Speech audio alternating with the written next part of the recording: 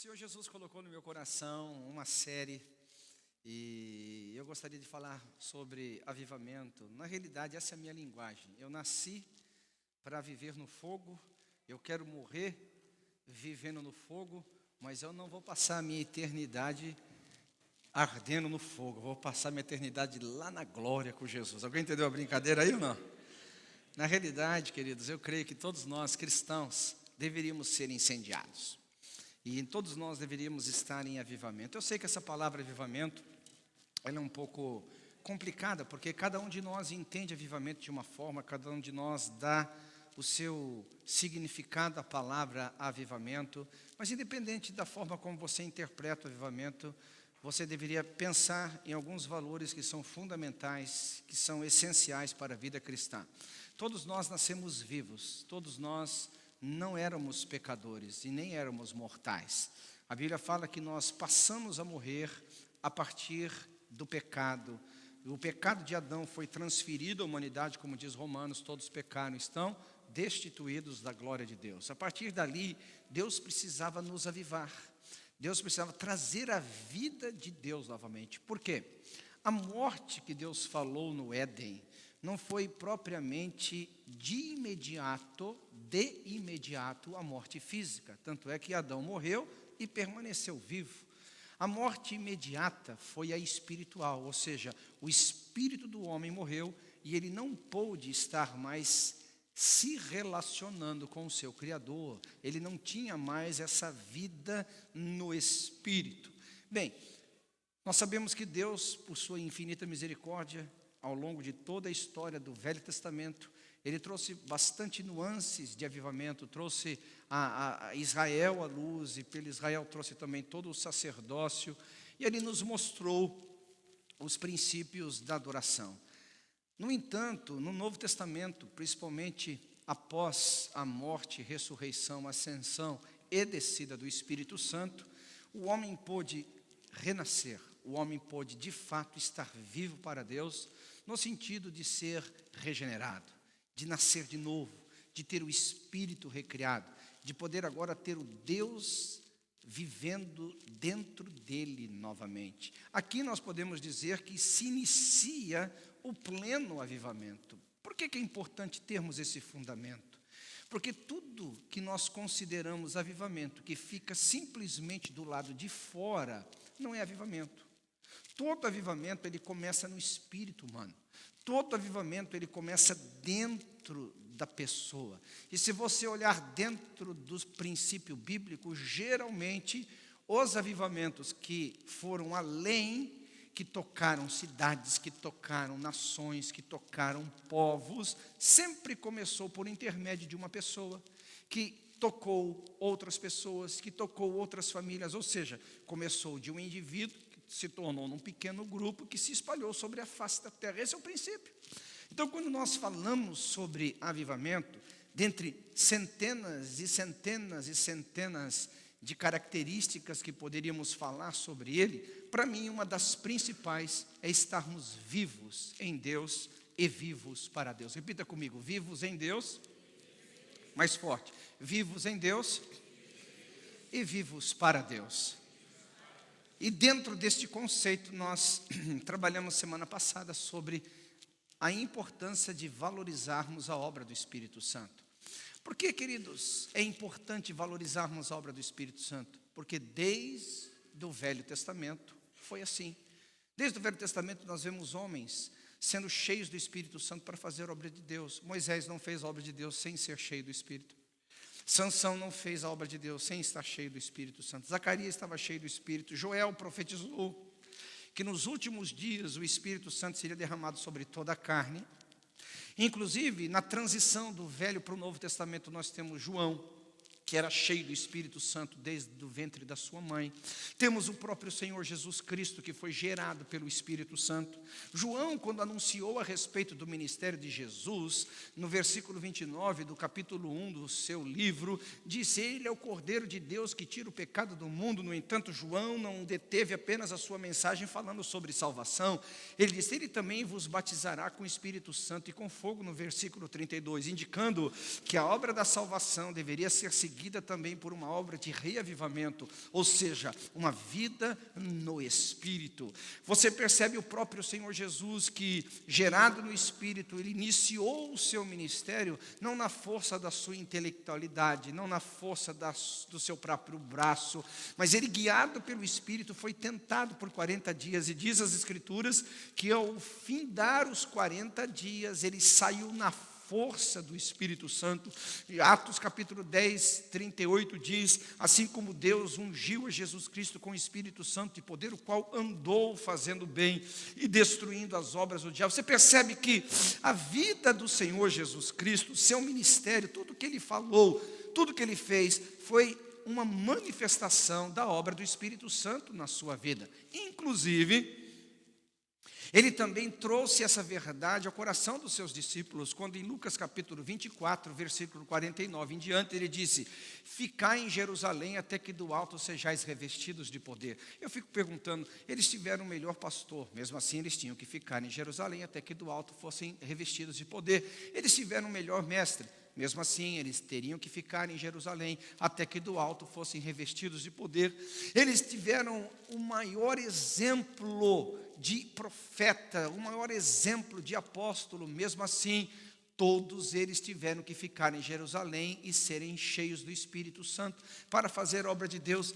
E o mais impressionante, que alguns de nós às vezes não percebemos, e quando descobrimos a verdade nos choca, o próprio Senhor Jesus, em seu ministério terreno, foi não somente dependente no que Ele fazia, mas dos discípulos que Ele gerava. Porque antes da descida do Espírito Santo, todos os seus discípulos desviaram.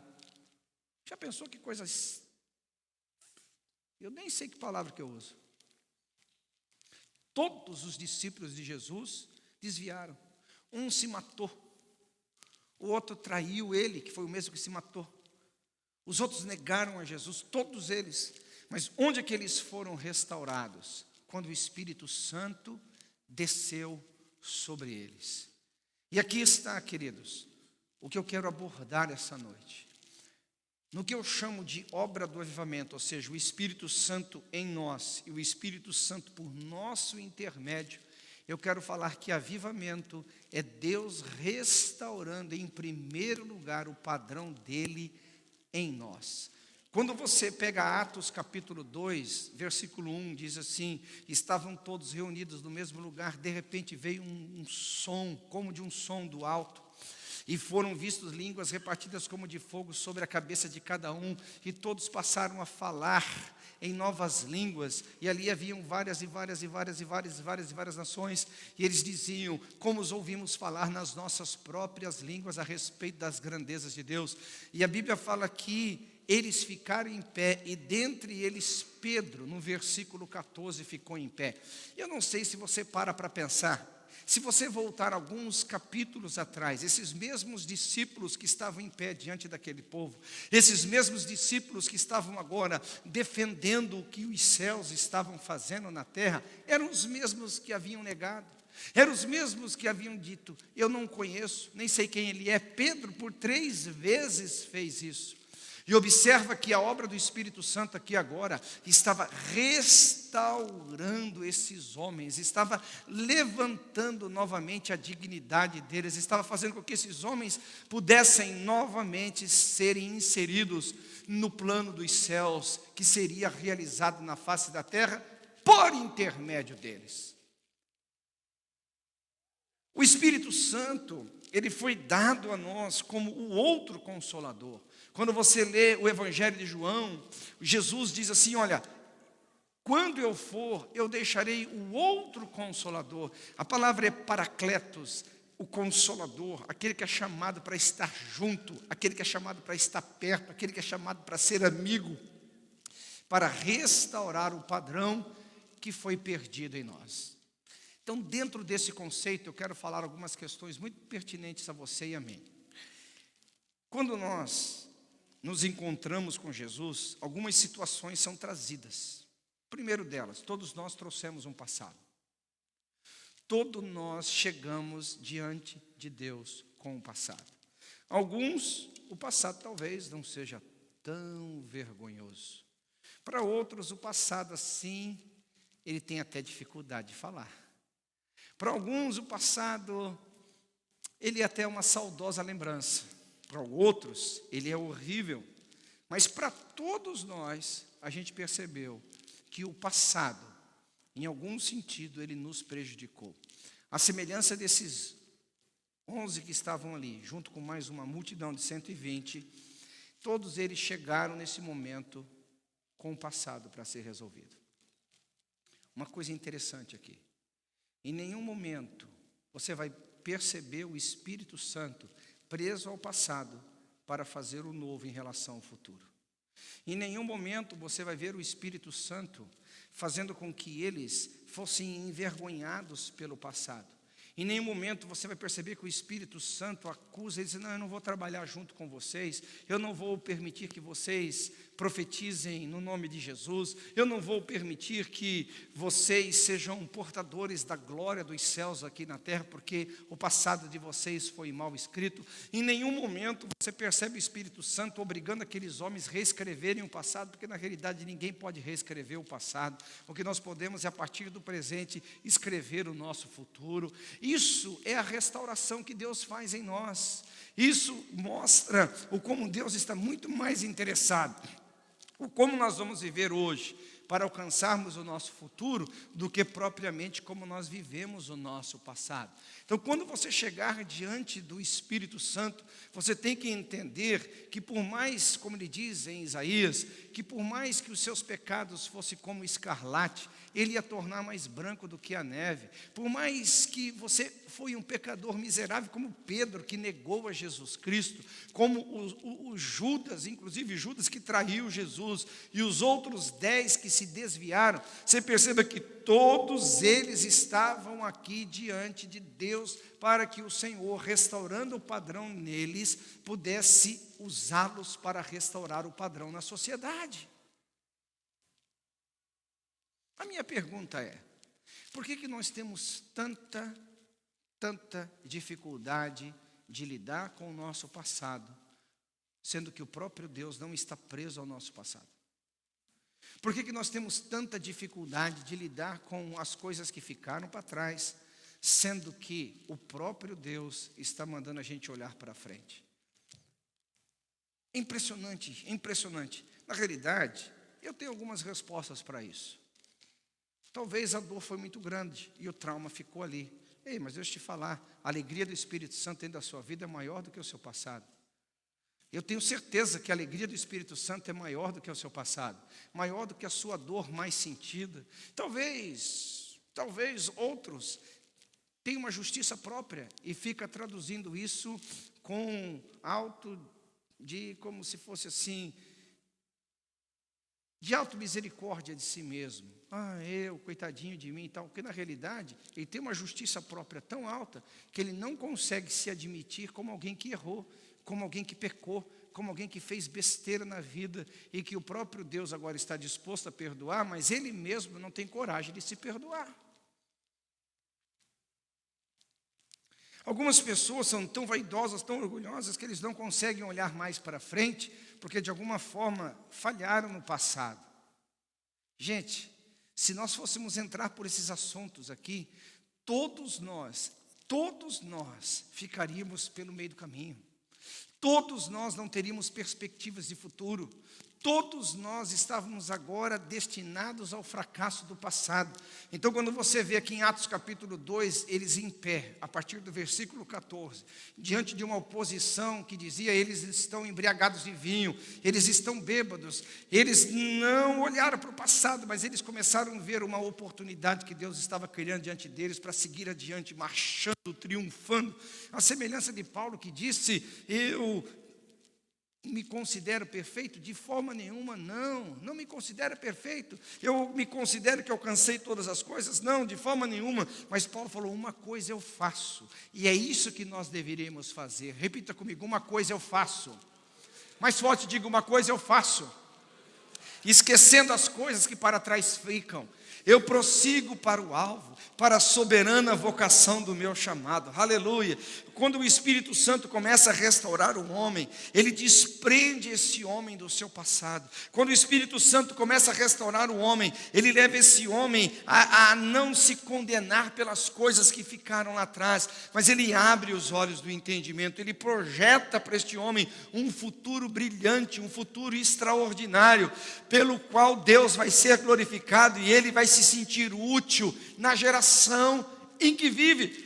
No entanto, se ele ficar olhando com autocondenação, se ele ficar olhando com justiça própria para o passado, ele nunca vai prosseguir para o futuro. A obra do Espírito Santo, que restaura o padrão de Deus em nós, ela nos leva a nos desprendermos disso. E eu sei o quanto muitas vezes é difícil você parar de olhar para o passado. Sendo pastor muitos anos, uma das coisas que as pessoas chegam dentro das igrejas, chegam para se relacionar com Jesus, e eu percebo neles a mentalidade do filho pródigo. Pequei contra os céus, pequei contra a terra. Ok, você pecou, é verdade, você pecou. Quem aqui nunca pecou? Diga amém. Quem aqui nunca pecou? Levante as mãos. Todos nós pecamos. Então, reconhecer o pecado é mais do que obrigação do homem diante de Deus. Mas a questão, como que você age depois do reconhecimento do pecado, você precisa da obra do Espírito Santo. Para que o Espírito Santo aplique o poderoso sangue de Jesus, para que o Espírito Santo imprima uma outra realidade de vida, para que o Espírito Santo te mostre um futuro muito mais brilhante do que foi a tragédia do seu passado. Acho que você não está entendendo, meu irmão. Porque senão nós vamos ser semelhante ao filho pródigo. Ele diz: eu pequei contra os céus, pequei contra a terra. Já não sou digno de ser chamado filho, já não sou mais digno de ser tratado como filho, voltarei para a casa do meu pai e vou ser como um escravo. Não, essa não é a mentalidade do Espírito Santo. A mentalidade do Espírito Santo é te restaurar no padrão que foi perdido. O Espírito Santo quer restaurar você como profeta que você sempre foi, ele quer restaurar você como um apóstolo que você sempre foi, ele quer restaurar você no padrão evangelístico, ele quer restaurar você no padrão pastoral, ele quer restaurar o seu dom, o seu ministério, ele quer restaurar o que o diabo roubou da sua vida. Você está comigo aqui essa noite ou não? Você acredita no que está ouvindo? Então dê um brado de vitória, aleluia!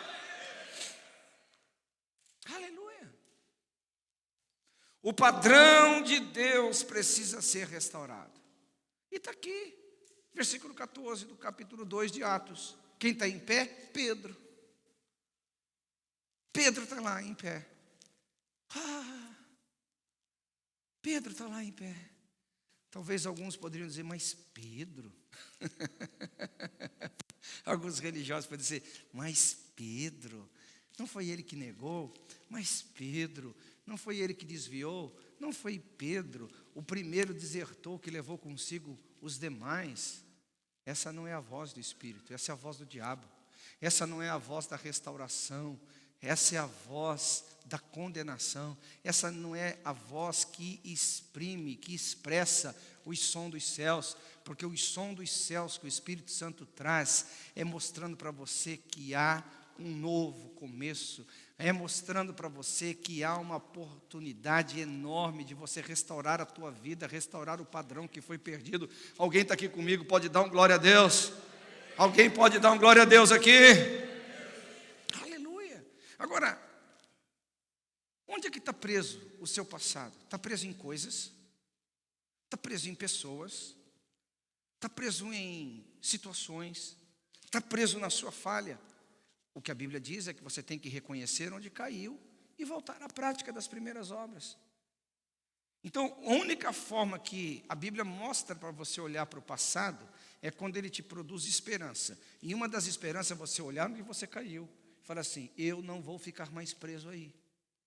Eu não vou ficar mais escravo dessa situação. Eu não vou mais ficar no meu passado. Vês onde caístes, arrependa-te e volta. Repita comigo: vês onde caístes, passado. Vai lá, ver onde caiu, passado. Arrependa-te, ou seja, presente. Volte à prática das primeiras obras. Futuro. Ou seja, viu onde caiu, se arrependeu, agora segue adiante. Vê onde caiu, se arrepende, segue adiante.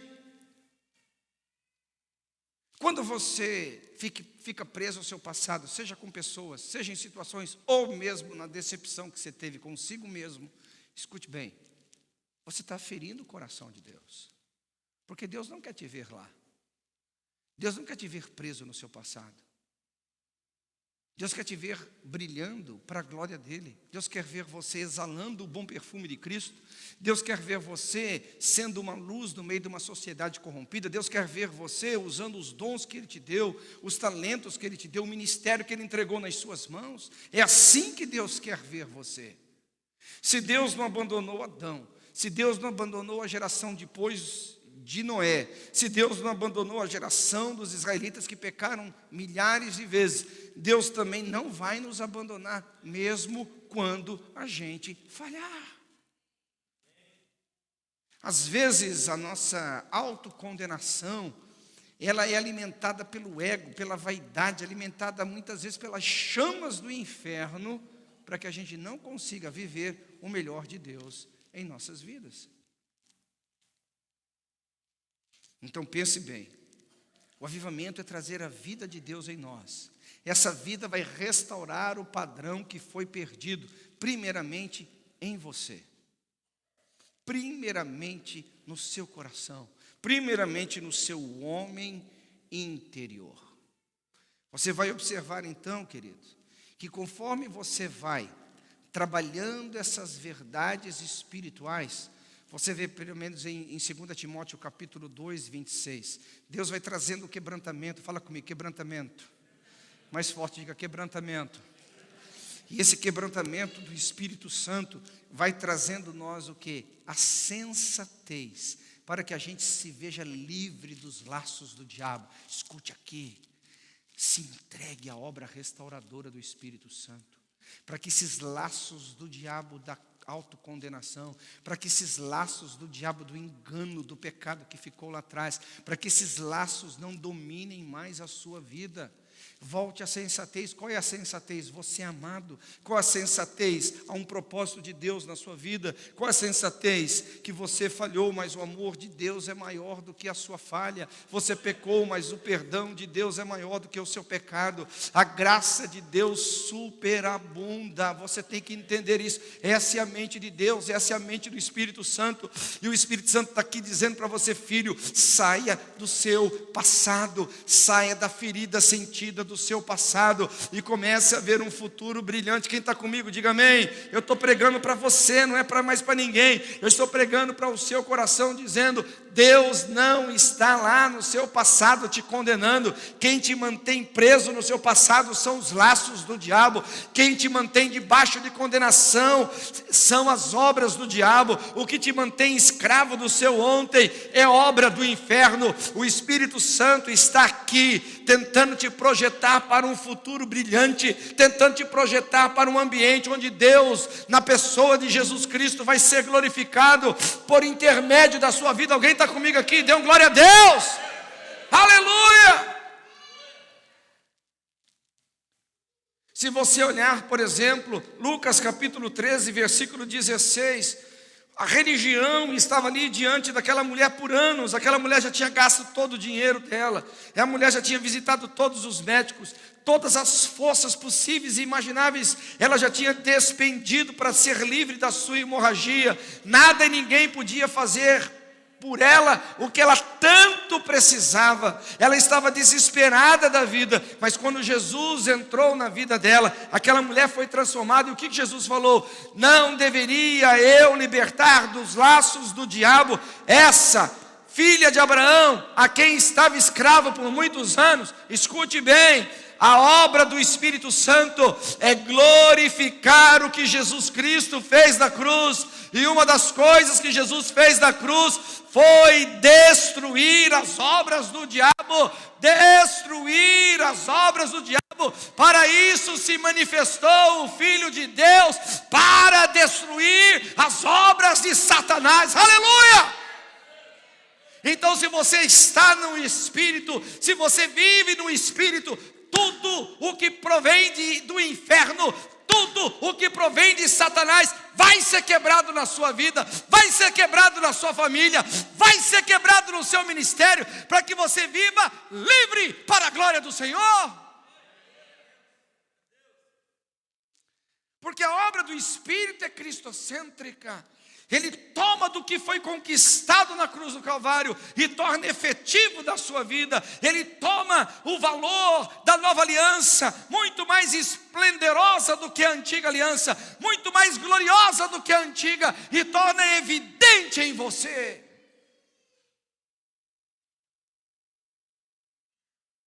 Nós precisamos acordar para essa maravilhosa obra do avivamento. Nós precisamos acordar para essa maravilhosa obra do Espírito Santo e permitir que Ele restaure em nós a vida de Deus que foi perdida, a vida de Deus que está sendo desperdiçada, a vida de Deus que está sendo interpretada muitas vezes de forma muito equivocada e distante daquilo que Deus preparou para nós.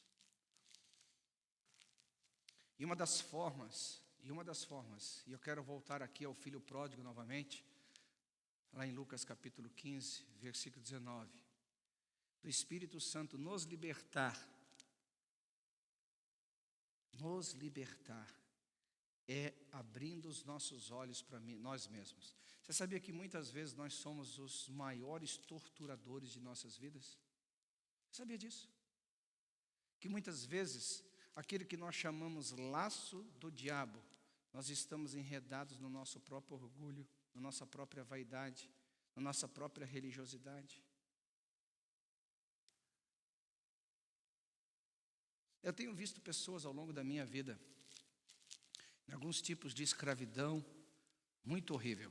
Uma delas é a autocondenação.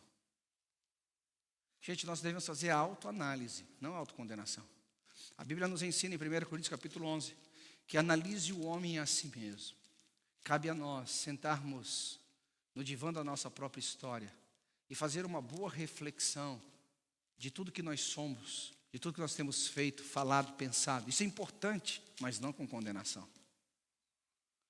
Geralmente nós somos escravos de nós mesmos quando nós não nos conseguimos perdoar. Se Cristo já nos perdoou na cruz, o Espírito que reside dentro de nós toma o sangue da cruz, aplicando em nós, para que não haja nenhuma condenação na nossa relação entre céus e terra, na nossa relação com Deus. Por que nós estamos à semelhança do filho pródigo, ainda nos condenando, dizendo: não sou digno de ser chamado filho, vou ser um escravo, vou ser apenas um funcionário? Por que você olha para você com esse olho de desprezo? Deixa eu te falar uma coisa. Deixa eu usar uma linguagem que você vai entender melhor. Quantos têm filhos aqui? Tem gente que negou a sua paternidade, a sua maternidade aqui. Eu vou tentar de novo. Quem tem filhos aqui, diga amém. Tente imaginar o seu filho todos os dias se autodestruindo, se condenando, se autodesvalorizando, se desprestigiando, se desconstruindo totalmente diante de si, diante dos outros, diante da vida. Você como pai, como que ficaria? Quem ficaria feliz? Dê um brado de vitória aqui. Quem ficaria triste? E se pudesse mudar essa situação, num estalar de dedos mudaria. Diga amém. Pois bem, você sabia que Deus é o teu pai? E quando você é escravo da sua autocondenação, e quando você é escravo de si mesmo, numa avaliação patética e uma condenação que te paralisa, você está ofendendo o teu pai que te ama tanto. Pare com isso. Outra coisa que nós precisamos ser livres, olhe para os meus olhos aqui. Tem pessoas, estava conversando com a minha esposa hoje de manhã sobre isso, tem pessoas que elas precisam da aprovação de terceiros. Tem gente que não consegue viver sem que outros o reconheçam. Queridos, todos nós precisamos de reconhecimento. É gostoso receber um elogio. Quantos concordam? Diga amém. Na verdade, é gostoso. A minha esposa, ela é uma expert. Ela acorda me elogiando. A gente vai almoçar, ela me elogiando. A gente vai dormir me elogiando. Esse já está até brincando com ela. Você acha que eu estou fazendo coisa muito errada? Que você está tentando profetizar o bem na minha vida. Eu falo, não, meu amor, não brinca assim não. Porque eu vejo em você qualidades mesmo.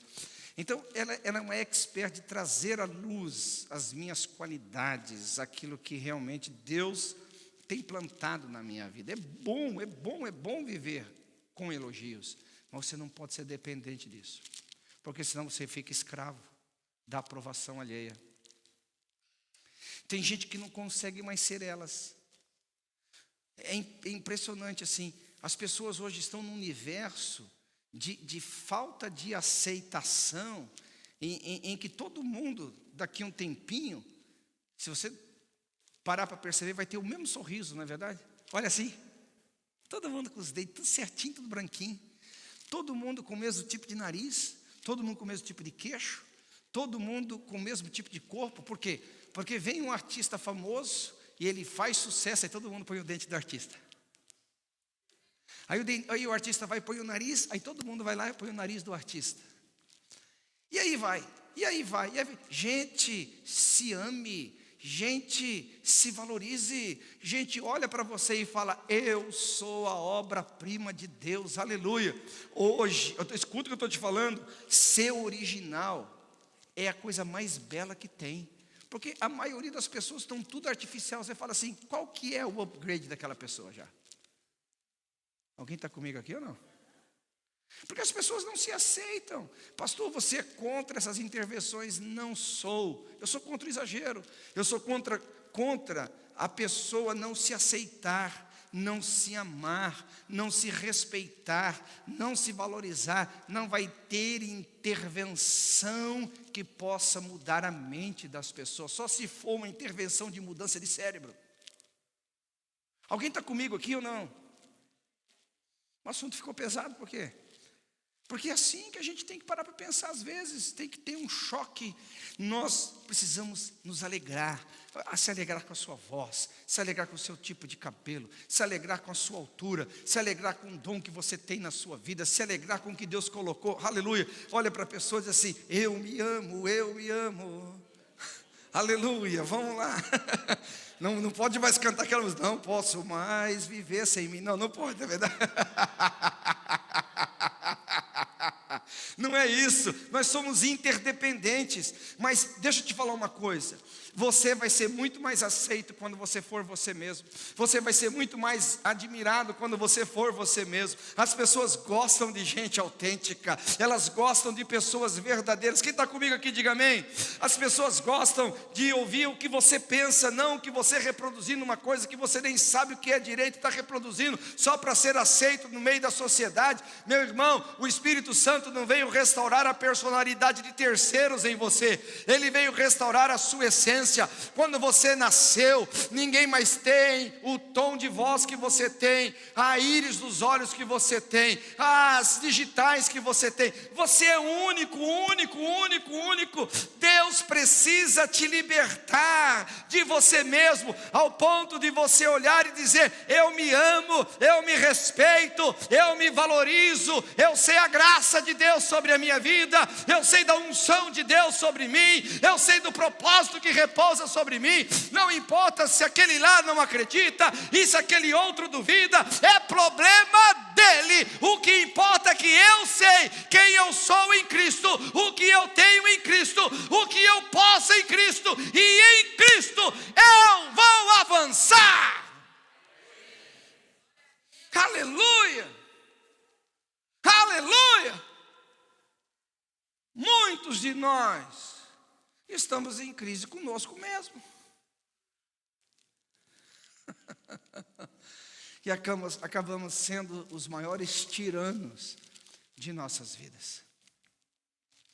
Agora observe bem, que esses mesmos 11, com mais os 120 que estavam ali, essa multidão, Depois tinha mais os 500 que estavam com eles, era a multidão que estava lá. Eles agora não estavam apenas restaurados, eles agora estavam ungidos, para que Deus, por intermédio deles, pudesse começar a fazer a obra. Aleluia. Comece a olhar para você.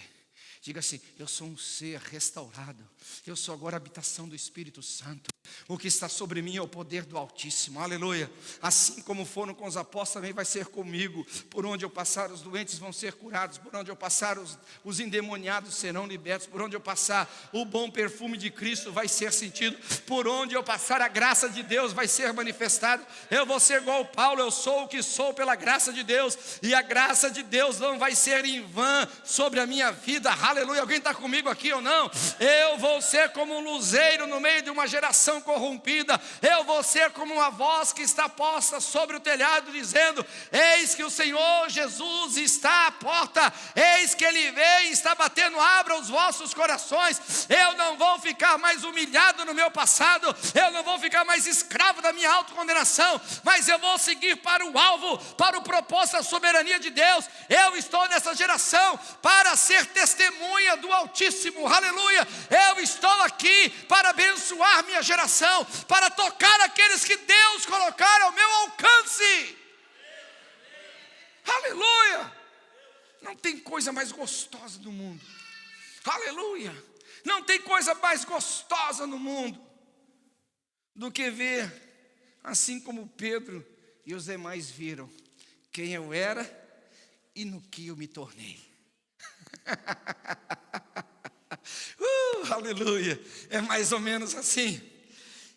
É Deus olhando para a cara do diabo assim: quem você era e no que você tornei. Deus olha para o diabo assim: perdeu, Satanás. Aleluia. Perdeu.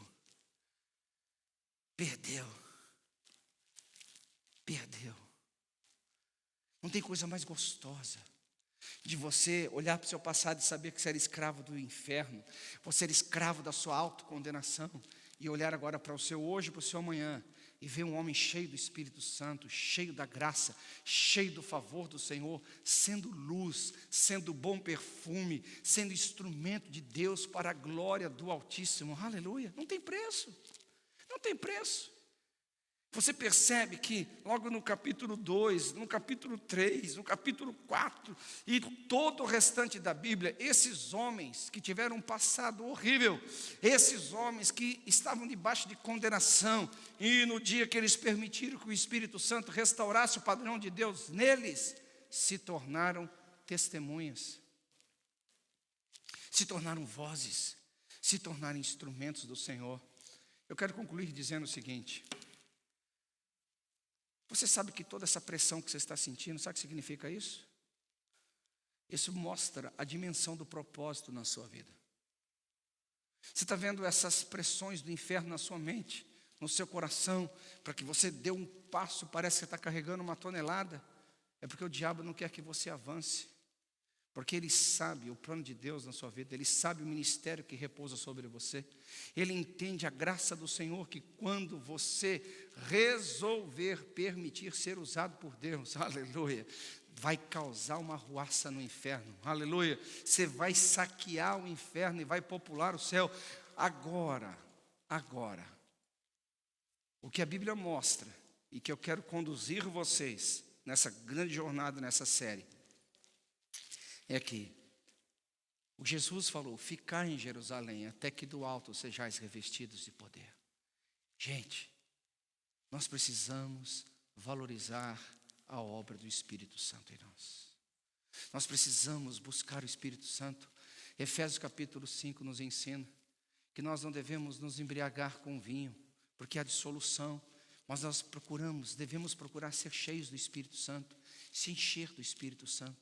De que forma que ele fala que nós devemos ser cheios do Espírito Santo? Falando entre vós com salmos, hinos e cânticos espirituais. De que forma você pode ser cheio do Espírito Santo? Orando e jejuando.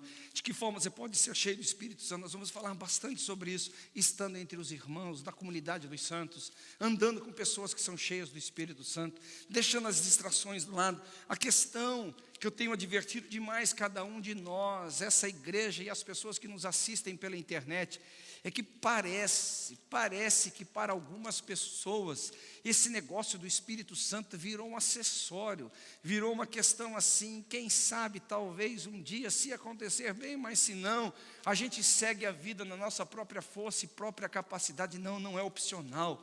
Ser cheio do Espírito Santo não é opcional. Não é uma questão se sim ou não, é sim e sim e sim. Todos os dias nós devemos procurar estar mais cheio do Espírito Santo. Por exemplo, quando eu falo sobre orar em línguas, por que é importante? Porque conforme você ora em línguas, você vai treinando o teu espírito, você vai se embriagando do Espírito Santo. Por isso que você tem que procurar dia após dia, dia após dia, dia após dia, falar em línguas. Você tem que jejuar pelo menos uma vez por semana, porque você está dizendo assim, nem só de pão viverá o homem, mas de toda palavra que procede da boca de Deus. Você está dizendo, eu tenho domínio próprio, aleluia, eu não estou mais inclinado para a carne, eu estou inclinado para as coisas do Espírito. Tem tanta linguagem espiritual por trás aí. Você tem que ter a consciência de que existem práticas que te levam a uma vida cheia do Espírito, práticas que te levam a uma vida da dinâmica do Espírito Santo. E eu estou levando vocês a que a gente saia do engano. Qual que é o engano? De achar que vai ser um acidente. Pode ser de repente, como diz o texto, de repente veio dos céus, mas nunca vai ser um acidente. Sempre vai ser uma busca. Sempre vai ser o resultado de uma intensa paixão. Sempre vai ser o resultado de um princípio espiritual, biblicamente falando e praticado. Sempre, sempre, sempre, sempre, sempre, sempre, sempre. Eu quero te advertir algo com muito carinho.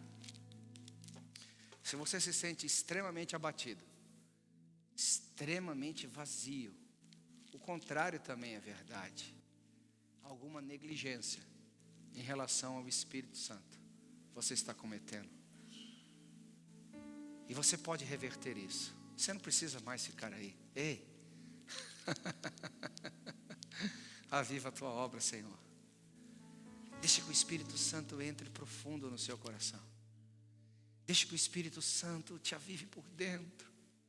Aquele amor que você sempre teve e nutriu por Jesus, deixa Ele renovar isso. Aquele amor, aquela paixão que você sempre teve pelas coisas do reino de Deus, deixa o Espírito Santo renovar isso. Deixa o Espírito Santo acender de novo aquela paixão, aquele amor, aquela intensidade. Deixa o Espírito Santo, aleluia, pôr fogo no pavio que fumega. Deixa Ele restaurar a cana quebrada. Deixa o Espírito Santo derramar um vinho novo no seu odre. Deixa Ele soprar um vento novo na sua vida. Ei, convide o Espírito Santo. Convide o Espírito Santo para ser o seu melhor amigo. Convide Ele para estar com você nos momentos de maiores dificuldades, de maiores lutas. Convide Ele para ser o seu mestre, lá no trabalho, em casa com seus filhos, com a sua esposa. Aleluia. Eu quero convidar você a reverter esse quadro na sua vida. Vamos lá, fique em pé no seu lugar comigo.